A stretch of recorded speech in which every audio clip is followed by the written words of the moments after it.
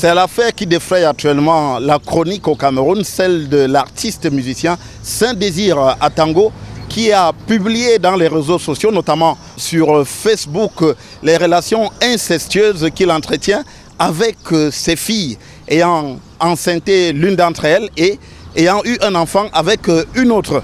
Alors lui-même a publié ces récits sordides sur les réseaux sociaux et a provoqué une indignation à travers l'ensemble du Cameroun. Et je peux vous dire que Saint-Désir Atango est désormais donc aux arrêts ici à la Légion de gendarmerie du centre. C'est jeudi dernier qu'il avait publié son récit, justifiant ces récits par le fait de vouloir briser les liens qui maintiennent l'Afrique en esclavage face à l'Occident.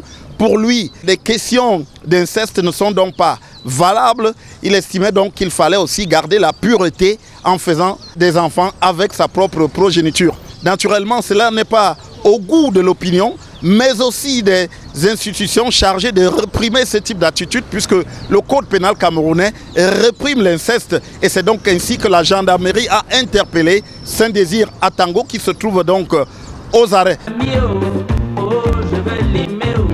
Saint-Désir Atango, on le connaît comme artiste musicien, déjà depuis au moins les années 90, avec des chansons qui, en réalisant les textes a posteriori, paraissaient déjà assez bizarres. Après son interpellation par la Légion de gendarmerie du centre, Saint-Désir Atango se trouve donc en garde à vue déjà pour 48 heures. Nous sommes fériés aujourd'hui, mais demain, vendredi, nous serons bien dans les délais pour ces premières 48 heures. Mais le procureur de la République peut choisir de renouveler cette garde à vue pour disposer de plus d'informations sur le déroulement de cette affaire scabreuse avant de le faire venir devant lui.